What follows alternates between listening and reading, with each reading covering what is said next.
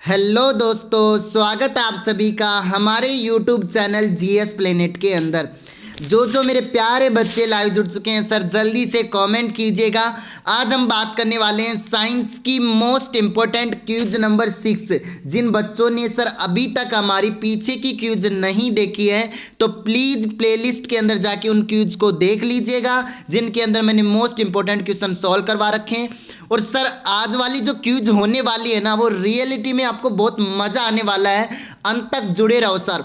इतने अच्छे क्वेश्चंस का कलेक्शन लिया है मैंने और एक भी क्वेश्चन नया नहीं बनाया। सारे क्वेश्चंस जो हाल ही के अंदर लेटेस्ट एग्जाम में पूछे गए थे 2019 के अंदर, कुछ 2020 की शुरुआत के अंदर, फिर बाद में तो आपका ये सर लॉकडाउन हो चुका था, तो उससे पहले जो भी एग्जाम हुए थे आपके एसएससी के, वो उन क्वेश्चनों का कलेक्शन है सर। पीसीएस के भी कुछ क्वेश्चन का कलेक्शन है, कुछ यूपीएससी का। तो बेटा पूरे अंत तक आप देखते रहना, आपको बहुत मजा आने वाला है। क्वेश्चन को सोल्व करने की कोशिश कीजिएगा। थोड़ी से टिपिकल लेवल थोड़ा इनका ऊंचा है, लेकिन सर क्वेश्चन बहुत अच्छे हैं। तो सर आपका ज़्यादा टाइम वेस्ट ना करते हुए सर, सामान्य विज्ञान की साइंस की ये पीडीएफ और सारे के सारे सर परीक्षा के लिए काफ़ी इंपॉर्टेंट क्वेश्चन है। फर्स्ट नंबर के क्वेश्चन से स्टार्ट करते हैं सर। स्क्रीन के ऊपर आपको बिल्कुल क्लियर दिखाई दे रहा होगा जी सर। पहला क्वेश्चन आपकी स्क्रीन के ऊपर दे रखा है, परमाणु में किन्हीं दो इलेक्ट्रॉन की 4 क्वांटम नंबर सर्वसम नहीं होते। यह है मतलब चारों क्वांटम संख्या समान नहीं हो सकती। कौन सा ऐसा नियम था, ऐसा कौन से नियम के अंदर बताया गया था? हुंड का नियम था, पाउली का नियम था, या फिर हाइजेनबर्ग का नियम था, या फिर आइग्रो का नियम था, जो संख्या है उनकी। तो सर जल्दी से इसका आंसर दीजिएगा। ये सारे नाम इंग्लिश के टर्म्स ही हैं सर आपके, तो सर आपको जल्दी से आंसर दीजिएगा। गुड इवनिंग टू एवरीवन, जल्दी से बेटा आंसर दे दीजिएगा। क्वांटम संख्या, पहली बात तो आपको क्वांटम संख्या के बारे में मालूम होना चाहिए कि सर क्वांटम संख्या क्या चीज़ होती है। देखो मैं डाउट भी क्लियर करूंगा इसके साथ, एक के साथ 6 क्वेश्चन कवर होंगे बेटा, ठीक है। मैंने कहा सर 4 संख्याओं, जो क्वांटम संख्या होती है वो क्या होती है सर? 4 संख्याओं का समूह होता है। कितनी संख्याओं का समूह होता है सर?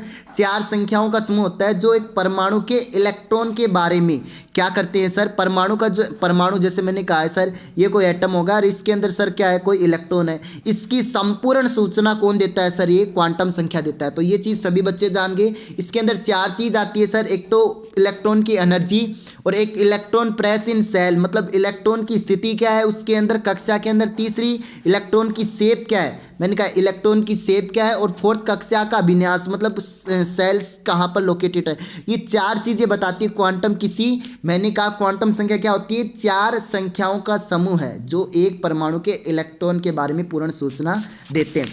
अब सर इसका आंसर क्या जाएगा सर? इसका आंसर जाएगा आपका पाउली। अब सर पाउली वाला नियम क्या था? देखो पाउली का जो ये अपवर्तन सिद्धांत था, इसके अनुसार मैं बात करना चाहूँ, एक ही परमाणु में, मैंने कहा सर ये एक परमाणु हो गया, इस परमाणु के अंदर उपस्थित 2 इलेक्ट्रॉनों की, मैंने कहा 1 और 2 इलेक्ट्रॉनों की 4 क्वांटम संख्या कभी समान नहीं हो सकती। इसने क्या कहा कि इसके अनुसार क्या था कि सर एक ही परमाणु के अंदर 2 इलेक्ट्रॉन अगर उपस्थित हैं तो उनकी ये 4 क्वांटम संख्या है, क्वांटम नंबर है, ये कभी समान नहीं हो सकती। 4 क्वांटम संख्या क्या होती है? आपने ये सुना होगा ना सर आपने, यदि 2 इलेक्ट्रॉन के n, l और m के मान एक ही हो, मैंने कहा इन दोनों के अगर n, एल और एम के मान क्या हो सर? समान हो, तो एक में से उनको क्या लिखते हैं सर अपन? वहाँ एक में एस का मान क्या लिखते हैं सर अपन? वहाँ एक में एस का मान लिखते हैं सर हाफ प्लस हाफ, और एक में लिखेंगे माइनस हाफ, ठीक है। तो सर यहाँ पर क्या दिखा था क्वेश्चन, अब दोबारा से समझिएगा। परमाणु में किन्हीं 2 इलेक्ट्रॉन के चारों क्वांटम नंबर सर्व समान नहीं होते हैं। तो सर 2 इलेक्ट्रॉनों के चारों क्वांटम संख्या किसके अंदर सर? ये पाउली। तो बेटा इसके बारे में मालूम होना चाहिए। अगर किसी बच्चे ने अभी तक मेरी केमिस्ट्री की वीडियो नहीं देखी तो प्लेलिस्ट के अंदर जाके देखो, मैंने बेसिक्स बिल्कुल करा रखा है और ये चैप्टर मैं कवर करवाऊंगा एटॉमिक स्ट्रक्चर का बहुत हाई लेवल पर। अगले क्वेश्चन पे चलते हैं सर। अगला सेकंड नंबर का क्वेश्चन क्या है? जब 2 इलेक्ट्रॉन एक ही कक्षा में होते हैं तो उनमें चक्रण कैसा होगा? मैंने क्या कहा सर? क्वेश्चन क्या है? जब 2 इलेक्ट्रॉन एक ही कक्ष में होते हैं, तो मैंने कहा 2 इलेक्ट्रॉन, मैंने कहा वही दोबारा आ गया कि मैंने कहा एक सेल के अंदर क्या होते हैं सर? आपके 2 इलेक्ट्रॉन होते हैं। तो सर उनमें कैसा होगा सर आपका क्या सर चक्रण, मूवमेंट कैसा होगा? तो सर तब मूवमेंट कैसा होगा सर आपके, एक जैसा, मतलब दोनों एक तरफ मूव करेंगे या विपरीत होंगे, दोनों विपरीत करेंगे, एक जैसा होता है विपरीत चक्रण, या कोई चक्रण नहीं होगा। मतलब सर क्या होगा, यदि एक परमाणु के अंदर 2 इलेक्ट्रॉन है तो एक तो इधर मूव करेगा, एक इधर, मतलब दोनों की साइड क्या होगी सर, अपोजिट, तो विपरीत चक्रण होगा बेटा। ठीक है, कमेंट करते रहिएगा। जल्दी से अगले क्वेश्चन की ओर मूव करते हैं। क्वेश्चन स्क्रीन के सामने दिखाई दे रहा होगा सर, कार्बन का एक परमाणु क्रमांक 6 है, मतलब कार्बन का एटॉमिक नंबर क्या 6 है, और परमाणु भार कितना है बेटा 12 है। तो कार्बन के नाभिक में कितने प्रोटॉन होंगे। अब सर परमाणु क्रमांक नहीं पता, जिसको हम क्या बोलते हैं एटॉमिक नंबर, एटॉमिक मास नहीं मालूम, तो बेटा मैं 2 चीज़ बताता हूँ। पहली पॉइंट की एटॉमिक नंबर क्या होता है सर, एटॉमिक नंबर क्या होगा, आपको एक चीज़ तो पता होगा ना सबको कि सर ये सपोज करो क्या है, एक परमाणु है, इस परमाणु के अंदर एक क्या होता है सर आपके नाभिक होता है। मैंने कहा बेटा एक एटम है, एटम के अंदर न्यूक्लियस होगा, न्यूक्लियस के अंदर न्यूट्रॉन प्लस प्रोटॉन होंगे, और इसके चारों तरफ कौन चक्कर लगाएंगे, इलेक्ट्रॉन चक्कर लगाएंगे। तो सर अब एक चीज़ ध्यान रखना सर, इस एटम के अंदर सर प्रोटॉनों की संख्या या इलेक्ट्रॉनों की संख्या, ठीक है, प्रोटॉन और इलेक्ट्रॉनों की संख्या वो किसके इक्वल होती है सर, आपके परमाणु क्रमांक के। मतलब 6 ही एटॉमिक नंबर है, 6 ही क्या है सर आपके यहाँ पर, 6 ही क्या है सर आपके 6, इंग्लिश में बोले तो 6 ही क्या है सर आपके यहाँ पर प्रोटॉन नंबर, और 6 ही क्या है इलेक्ट्रॉन नंबर। अब सर एटॉमिक भार निकालेंगे तो क्या होगा सर, इसके अंदर न्यूक्लियस के अंदर क्या सर, प्रोटॉन प्लस न्यूट्रॉन की संख्या, ये क्या आ जाता है परमाणु भार। ठीक है, तो सर यहाँ पर परमाणु भार कितना है 12। तो अब क्वेश्चन क्या पूछा है, कार्बन के नाभिक में कितने प्रोटॉन होंगे। तो एक तो हमारा डायरेक्ट वैसे ही क्लिक कर सकते हैं कि सर जितने परमाणु क्रमांक होंगे उतने क्या होंगे प्रोटॉन, तो आंसर वैसे डायरेक्ट 6 जा सकता है। या फिर हम दूसरा सूत्र लगाएं तो कार्बन परमाणु की संख्या क्या करेंगे, जितना एटॉमिक मास होता है उसमें किसकी संख्या घटा देंगे, न्यूट्रॉन की संख्या। तो न्यूट्रॉन की संख्या कितनी कर देंगे -6। तो मैंने कहा सर 12 - 6 इज इक्वल टू क्या आ गया 6। तो एटॉमिक नंबर कितने हो गए बेटा 6। बहुत आसान सा क्वेश्चन है, इसके 2 तरीके बता दिए, आप सोल्व कर सकते हो इसको सर। ठीक है, चलो बच्चा अगले क्वेश्चन की ओर मूव करते हैं। 4th नंबर का क्वेश्चन दे रखा है आपके सामने, स्क्रीन के ऊपर दिखाई दे रहा होगा, बिल्कुल सर क्लियर, एकदम क्लियर चल रही है वीडियो, मुझे पता है। इसको देखो सर, 4th नंबर का क्वेश्चन क्या है, परमाणु के न्यूक्लियस में पाए जाने वाले मूल कण क्या होते हैं। अब देखो अभी इतना समझा दें तो ये क्वेश्चन तुरंत क्लिक होना चाहिए। जो बच्चा अगर ये गलत कर रहा है ना क्वेश्चन, तो समझो उसको कुछ नहीं आ रहा है। भाई मैंने क्या बताया, मैं समझाते हुए चल रहा हूँ।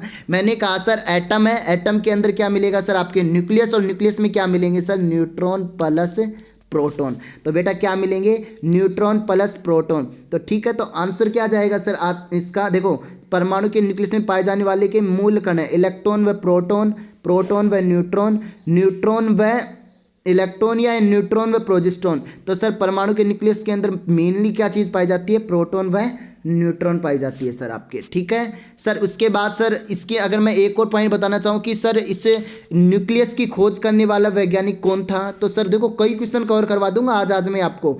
रदरफोर्ड था, रदरफोर्ड ने सर किसकी खोज की थी सर, इस न्यूक्लियस की खोज की थी। कब की थी बेटा, अगर कोई और पूछ ले डीपली तो सर बताओगे 1911 के अंदर। ठीक है, मैंने कहा 1911 ईस्वी के अंदर की थी। अब चलते हैं बेटा अगले क्वेश्चन की ओर, दिखाई दे रहा होगा बिल्कुल। किसी परमाणु में परिक्रमण कर रहे किसी इलेक्ट्रॉन की ऊर्जा ऋणात्मक नहीं हो सकती, ठीक है, शून्य कोई भी मोल पे नहीं हो सकता, कोई धनात्मक नहीं हो सकती है, सदैव धनात्मक होती है। मतलब पॉजिटिव, नेगेटिव या शून्य, ये है डायरेक्ट पूछा आंसर। ठीक है, तो बेटा एक चीज़ याद रखो कि सर किसी भी प्रोटॉन होता है, देखो 3 चीज़ होती है, एक होता है प्रोटॉन, एक होता है इलेक्ट्रॉन और एक होता है न्यूट्रॉन। प्रोटॉन के ऊपर P है तो P मतलब क्या होगा, हमेशा पॉजिटिव। इलेक्ट्रॉन E है तो मतलब हमेशा क्या होगा, इलेक्ट्रॉन नेगेटिव चार्ज होगा। और न्यूट्रॉन के ऊपर चार्ज कैसा होता है सर, शून्य होता है। तो ये चीज़ आप याद कर सकते हो, नहीं कर सॉरी, न्यूट्रॉन के ऊपर चार्ज होता है शून्य और इलेक्ट्रॉन के ऊपर नेगेटिव। तो बेटा नेगेटिव चार्ज कभी पॉजिटिव हो ही नहीं सकता। हाँ, कुछ लोगों की अगर देखो वैसे भी याद रख लेना, इसका आंसर तो मैंने कह दिया कि भाई धनात्मक। अगर आप लोगों की सोच अगर अभी भी नेगेटिव है ना मेरे प्रति, पढ़ने के प्रति, तो आपकी सोच को कोई पॉजिटिव नहीं कर सकता। जो लोग नेगेटिव है ना, तो नेगेटिव ही थिंकिंग रखना लाइफ में, पॉजिटिव सोच नहीं हो सकती। ये सिर्फ आपके माइंड की थिंकिंग है यार। आप लोग खुद सोचोगे ना कि हमें पॉजिटिव काम मिल रहा है तो पॉजिटिव ही है। अगर इन्हीं क्वेश्चनों को अगर सोचने लगोगे कि सर बहुत अच्छा लेवल चल रहा है और हमें और मेहनत करनी है, ठीक है, तो आप कमेंट करके जरूर बताना मुझे वीडियो के अंत में ठीक है, वीडियो जब कंप्लीट हो जाए तो मुझे ज़रूर बताना कि सर कि इस टेस्ट सीरीज को मुझे कंटिन्यू करना है नहीं करना, तो हमें बेनिफिट मिल रहा है नहीं मिल रहा, इसका कोई पॉजिटिव रेस्पॉन्स आ रहा है नहीं आ रहा। आई बात समझ में? तो बच्चा मैं सोल्व करवाने की कोशिश कर रहा हूँ, आपको एक अच्छा लेवल देने की कोशिश कर रहा हूँ। कम क्वेश्चन कर लो, कम पढ़ लो, ऐसा नहीं है हमारी कोई हवाई जहाज छूटने वाली है या हमारा कोई ट्रेन छूटने वाली। कम कवर कर लो लेकिन उसको अच्छे से करो ताकि एग्जाम में डायरेक्ट, क्योंकि इनसे बाहर कोई क्वेश्चन आता ही नहीं। ये सारे क्वेश्चन आए हुए हैं, एक ही क्वेश्चन के 10 क्वेश्चन बन जाते हैं। 6 नंबर के क्वेश्चन की ओर मूव करते हैं सर। 6 नंबर का क्वेश्चन क्या दे रखा है? चालन बैंड इलेक्ट्रॉन की गतिशीलता छिद्रों से अधिक होती है। मैंने क्या कहा? चालन बैंड इलेक्ट्रॉनों की गतिशीलता छिद्रों से अधिक होती है। क्या कारण होता है कि भाई जो चालन बैंड के अंदर जो इलेक्ट्रॉन होते हैं उसकी गतिशीलता छिद्रों से भी अधिक होती है? क्या कि वे हल्के होते हैं या फिर वे उनकी टक्कर कम बार होती है? तो भाई सिंपल सी बात है, गति तेज कब होगी? जब आपस में टकराएंगे कम। भाई एक तो सपोज करो एक इधर से आ रहा है एक इंसान और एक इधर से आ रहा है, अब दोनों इसकी स्पीड 10 किलोमीटर पर आवर, इसकी स्पीड 10 किलोमीटर पर आवर, टकराई, दोनों शून्य हो गए भाई एक बार तो। ठीक है, क्योंकि 20-20 तो रुक गए ना कुछ समय के लिए, रेस्ट कंडीशन में आ गए। हाँ, अगर दोनों की स्पीड को जोड़े तो भाई 20 किलोमीटर स्पीड हो जाती है आपके पर आवर, दोनों की 10 इसकी 10 इसकी, और दोनों जब जुड़ेंगे तो सर आपकी क्या होगी? टक्कर जोर की लगेगी। ठीक है, लेकिन सर और फिर स्पीड स्लो हो जाएगी कुछ समय पश्चात। अगर सर ये मैंने कहा ये इस तरफ से अपनी डायरेक्शन में जा रहे हैं, अपने डायरेक्शन में जब टकराएंगे नहीं, जितनी टक्कर कम होगी तो सर उसकी छिद्रों के अंदर इलेक्ट्रॉन की गतिशीलता भी क्या होगी? उतनी ही ज़्यादा होगी। ठीक है, अब सर अगले क्वेश्चन की ओर मूव करते हैं, 7 नंबर के क्वेश्चन की ओर। सर 7 नंबर का क्वेश्चन दिखाई दे रहा होगा आपको स्क्रीन के ऊपर। क्या है सर 7 नंबर का क्वेश्चन? न्यूक्लियस की द्रव्यमान संख्या। अब देखो कितना प्यारा क्वेश्चन आया है। मैंने क्या कहा सर? न्यूक्लियस की द्रव्यमान संख्या क्या होगी सर आपकी? क्या होगी भाई? उसके नाभिक में उपस्थित क्या होती है? न्यूट्रॉन और प्रोटॉन की संख्या के समान होती है, वही कहलाती है क्या भाई? आपकी द्रव्यमान संख्या। 3 बार बता दिए, दोबारा बता रहा हूँ। एटम के अंदर न्यूक्लियस है और उस न्यूक्लियस के अंदर न्यूट्रॉन प्लस प्रोटॉन। ठीक है, तो उसका आंसर क्या जाएगा सर? आपके 7 नंबर के क्वेश्चन का आंसर जाएगा कभी उसके परमाणु अधिक और कभी उसके बराबर। ठीक है, इक्वल टू एटम या फिर उससे के बराबर। ठीक है, या उससे कई बार अधिक भी हो सकता है। अब सर 7th का क्वेश्चन हो चुका है, अब आते हैं 8th नंबर की क्वेश्चन की ओर। किसी परमाणु का रासायनिक व्यवहार निर्भर करता है उसके। अब देखो बेटा, बहुत क्वेश्चन थोड़ा सा चेंज कर दिया और आप लोग कंफ्यूज हो जाते हो। अब सर एक चीज़ बताता हूँ आप लोगों को। मैंने क्या कहा? देखो सारा खेल एक लाइन में चल रहा है। मैंने कहा क्या कहा सर? मैंने कहा सर ये एक एटम है। क्या है बेटा? एक एटम है। इस एटम के अंदर क्या मिल रहा है सर? आपके न्यूक्लियस मिल रहा है, और इस न्यूक्लियस के चारों ओर विभिन्न कोश में स्थिर होती है सेल्स। मैंने कहा इसके चारों ओर क्या होती हैं सर? विभिन्न कोश में सेल्स स्थिर होती है, और अंतिम कोश में इलेक्ट्रॉन। देखो जो लास्ट कोश है, सपोज करो मैंने कहा लास्ट सेल्स एक बाहर बना देता हूँ। ठीक है, अंदर ही है लेकिन मैं थोड़ा बना रहा हूँ, जगह नहीं। तो मैंने कहा यहाँ पर जो रासायनिक व्यवहार जो निर्धारित करेंगे ना, वो कौन निर्धारित करेंगे? वो निर्धारित करेंगे सर इसके चारों तरफ जो इलेक्ट्रॉन घूम रहे हैं ना, उनकी संख्या के ऊपर केमिकल बिहेवियर डिसाइड होता है। आई बात समझ में? न्यूक्लियस के चारों ओर घूम रहे इलेक्ट्रॉन की संख्या पर न्यूक्लियस के चारों ओर कौन मूव करते हैं बेटा? तो इसके चारों ओर कौन मूव करते हैं सर? इलेक्ट्रॉन, और इसके ऊपर डिपेंडेंट है सर कौन आपका chemical behaviour. Clear? Sir 9 number का क्वेश्चन है, परमाणु संख्या 20 वाले परमाणु का इलेक्ट्रॉनिक विन्यास होगा। अब 20 के ऊपर एटॉमिक नंबर किसका आ गया, ये चीज़ हमें मालूम होगी सर, कैल्शियम का। तो सर इसका अगर अपन इलेक्ट्रॉनिक कॉन्फ़िगरेशन निकालें, इलेक्ट्रॉनिक विन्यास, तो क्या होगा सर आपके 1s2 2s2 2p2, ठीक है, 3s2 3p6, ठीक है, 4s2। तो सर एस वाले काउंट कर लो, तो एस वाले कितने हो जाएंगे भाई? 2p में 2s में कितने, p में कितने? तो टोटल अगर मैं बात करूँ तो 2 8 8 2, तो कितने हो गए? 8 8 16 16 2 18 2 20। ठीक है सर, तो इसमें ये ऑप्शन कौन सा मिलेगा सर आपके? इसके अंदर आंसर क्या जाएगा सर? सी जाएगा। ठीक है, अब अगले क्वेश्चन की ओर मूव करते हैं। ठीक है, सबका हो गया ना सर? क्वेश्चन नंबर 10 है सर, 10 नंबर का क्वेश्चन दिखाई दे रहा होगा आपको। सर नाभिक में नाभिक के बिना एक परिपक्व स्थानांतर कोशिका है, मतलब नाभिक के बिना भी अगर एक और परिपक्व कोशिका की बात करें तो सर वो कौन सी कोशिका होती है, लोहित सेल होती है। ठीक है, अब कई बच्चे सोचेंगे सर ये तो शुक्राणु, अंडा कोशिका या लसियान लिम्फोसाइट, बेटा वो बायोलॉजी नहीं चल रही, ये नाभिक न्यूक्लियस उसकी बात हो रही है। ये किसकी बात हो रही है, केमिस्ट्री की एटॉमिक स्ट्रक्चर की। एसएससी सीपीओ का क्वेश्चन आया हुआ है और बच्चे कंफ्यूज हो गए थे इसी साल। अब सर 11 नंबर के क्वेश्चन की ओर मूव करते हैं। 11 नंबर का क्वेश्चन क्या दे रखा है, 11 नंबर का क्वेश्चन बहुत प्यारा क्वेश्चन दे रखा है और बहुत आसान सा क्वेश्चन दे रखा है, और ये भी गलत करोगे ना तो करो ही गया आप लोग। सर क्या दे रखा है 11 नंबर का क्वेश्चन, क्वेश्चन है किसी तत्व के समस्थानिकों के बीच अंतर किन की भिन्न संख्या की उपस्थिति के कारण होता है।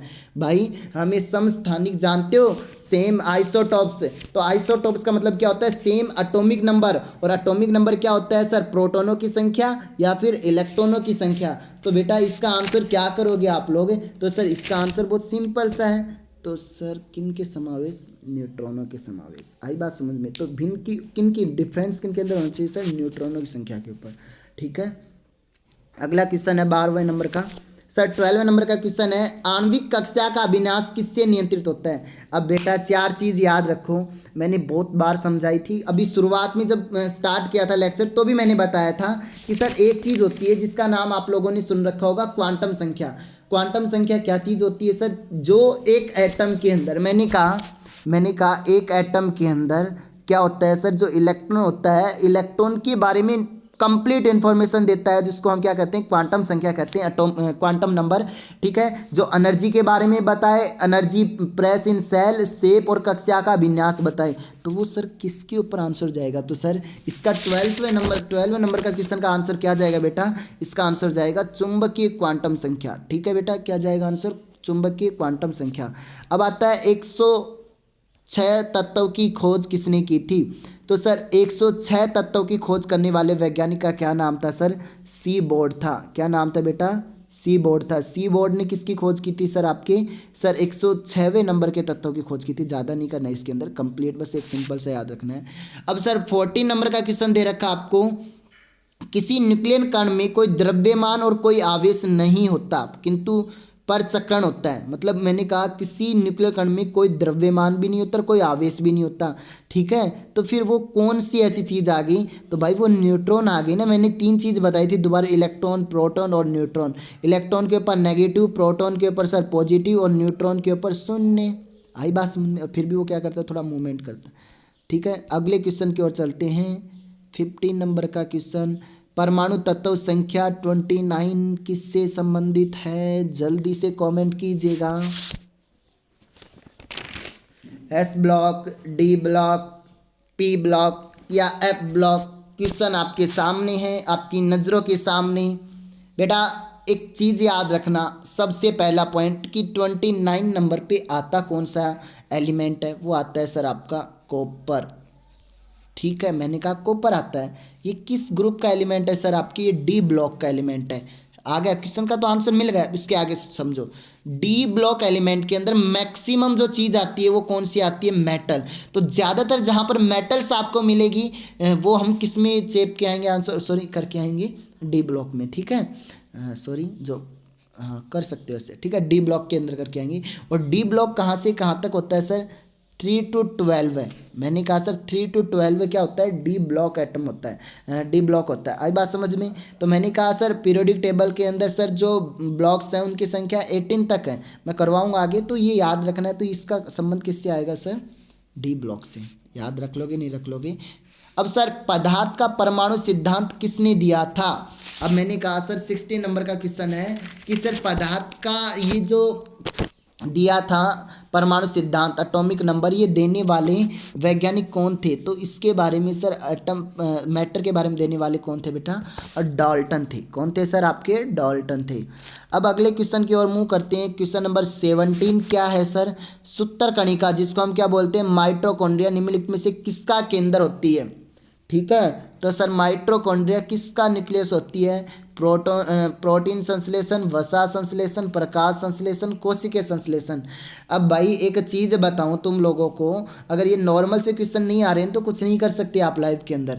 भाई माइटोकॉन्ड्रिया के लिए मैंने कहा था पावर हाउस ऑफ सेल, अगर जिसने मेरी सेल्स की वीडियो नहीं जाके देखी तो देख लो, उससे सारे क्वेश्चन उसी में से निकल रहे हैं आपके, ठीक है सर। ये किसके लिए, सेलुलर रेस्पिरेशन के लिए जरूर होता है, श्वसन होगा, कोशिकीय श्वसन होगा तभी तो आप लोगों को एनर्जी मिल पाएगी, आई बात समझ में, और एनर्जी मिल पाएगी तो आप काम कर पाओगे, आई बात समझ में। तो ये सेलुलर रेस्पिरेशन के लिए, ठीक है, वो कौन उत्तरदायी होता है, माइटोकॉन्ड्रिया होता है। 18 नंबर का क्वेश्चन है, किसकी उपस्थिति के कारण किसी पादप कोशिका और पशु कोशिका में अंतर पाया जाता है। तो सर एक सिंपल सी बात है सर, सेल वॉल के ऊपर भी डिफरेंस नहीं कर सकते क्योंकि सेल वॉल आपके प्लांट्स के अंदर मिलते हैं, लेकिन एक पतली लेयर उसके अंदर भी मिलती है एनिमल्स के अंदर। कोशिका कला बात कर लो या फिर केंद्रक नाभिक की बात कर लो, क्लोरोप्लास्ट ये एक सबसे मोस्ट इंपॉर्टेंट है। बेटा एक चीज़ बता दूं, ये एसएससी सीपीओ 2019 के अंदर आया और अभी हाल ही में मार्च के अंदर, शुरुआती मार्च के अंदर तो चल रहे थे लेकिन लास्ट में लॉकडाउन लगा दिया गया। एसएससी सीएचएसएल का एग्जाम चल रहा था, उसमें भी क्वेश्चन पूछा गया था और ये मैंने सेल का पार्ट नंबर 4 के अंदर पढ़ा रखा है और वहीं से डायरेक्ट क्वेश्चन बना था। तो सर आंसर क्या जाएगा, क्लोरोप्लास्ट। क्वेश्चन नंबर 19 आपकी स्क्रीन के सामने, निम्नलिखित में से वह कौन सा व्यक्ति है जिसने डीएनए का पहला पात्र विश्लेषण किया था। सबसे पहले पात्र, ठीक है, आपके in vitro analysis of DNA is discovered by किसने किया था। तो ऐसा कौन सा वैज्ञानिक आ गया था सर, तो उसका नाम क्या जाएगा सर, आपके माइंड में बैठा लेना सर, आर्थर कॉर्नबर्ग, ठीक है। हरगोविंद खुराना ने तो वो जेनेटिक कोड वगैरह के बारे में बताए थे। वाटसन क्रिक ने सर आपके क्या दिए थे, मॉडल दिया था 1953 के अंदर सर आपके डीएनए का डबल स्टैंडर्ड मॉडल। अब सर अगले क्वेश्चन की ओर मूव करते हैं, क्वेश्चन नंबर 20, टैक्सोलॉजी का संबंध किसके अध्ययन से है। टैक्सोलॉजी किस चीज़ों से रिलेटेड है भाई आपके, टॉक्सोलॉजी या फिर टैक्सोलॉजी, तो सर ये किस चीज़ से संबंधित है। तो सर टॉक्सिक का मतलब क्या होता है सर, आपके जहर जो नुकसानदायक होता है, ठीक है। तो किससे से, विषों से। अब आता है कितना आसान क्वेश्चन, देखो कई टिपिकल कोशिका के अध्ययन से संबंधित जैविक शाखा क्या कहते हैं। तो बेटा इसका तुरंत ही आंसर चला जाएगा साइटोलॉजी, ए आंसर जाएगा। मैंने क्या कहा सर, साइटोलॉजी। साइटोलॉजी क्या है सर, कोशिका के अध्ययन से संबंधित शाखा है। अब क्वेश्चन नंबर 22 आपकी नज़रों के सामने, यूकैरियोटिक सेल में प्लाज्मा झिल्ली किससे बनी होती है। तो यूकैरियोटिक सेल में जो प्लाज्मा झिल्ली बनी होती है बच्चा, वो मैंने कहा देखो दो तरह की सेल्स होती है, एक यूकैरियोटिक एक प्रोकैरियोटिक। अब यूकैरियोटिक की सर जो आउटर जो लेयर मैंने कहा सर प्लाज्मा मेम्ब्रेन है, वो किस चीज़ की बनी हुई होगी। तो सर वो बनी होती है फॉस्फोलिपिड की। जिसने नहीं पढ़ा जाके वीडियो देखे प्लेलिस्ट में, ठीक है, क्लियर हो जाएंगे सारे डाउट आप लोगों के। अब आता है एक बहुत प्यारा सा क्वेश्चन है, बहुत अच्छा क्वेश्चन लगा मुझे आज का जो सबसे क्वेश्चन ऑफ द डे अगर मैं बताऊं तो सर ये 23 नंबर का है, ठीक है। क्वेश्चन क्या है, पढ़ो अच्छे से। निम्न में से वह कौन सा पदार्थ है जिसका उपयोग खाद्य प्रतिरक्षी के रूप में किया जाता है, मतलब खाने के रूप में किया जाता है। तो एक चीज़ तो है कि सोडियम सोडियम सोडियम चारों में आ रहा है, तो सर सोडियम का मेनली यूज करते हैं सर अपन खाने के अंदर, ठीक है। लेकिन सर यहाँ पर कौन सा आंसर जाएगा आपके, सर सोडियम बेंजोइट। मैंने कहा सोडियम बेंजोइट की अगर मैं बात करूँ तो इसका प्रयोग हम खाने में करते हैं ज़्यादातर, तो क्योंकि सोडियम बाइकार्बोनेट इनका नहीं करते हो, खाने का सोडा एक धोने का सोडा हो गया भाई आपके, ठीक है। तो वो अब डिफरेंस हो गया। तो सर इसका सूत्र भी पूछा जाता है, सर सूत्र बता दो सर जल्दी से हमें। तो सर सोडियम बेंजाइट का तो सूत्र क्या करके आओगे बेटा, इसका Na, सोडियम का एक मॉलिक्यूल, कार्बन के कितने 7, हाइड्रोजन के कितने 5 और ऑक्सीजन के कितने बेटा 2, ठीक है। तो इसका आंसर चला गया, नहीं चला गया, सोडियम बेंजाइट करके आ जाओगे, नहीं करके आओगे। अब सर 24 नंबर का क्वेश्चन, सेलुलोज निम्नलिखित में से किसका मुख्य घटक है। अब बेटा सेलुलोज किसके अंदर पाई जाएगी, एक चीज़ बताई थी मैंने, कहा सपोज करो ये कोई न्यूक्लियस है इस तरह से, ये मैंने कहा एक प्लांट सेल है, ये मैंने क्या कहा सर कोई प्लांट सेल है।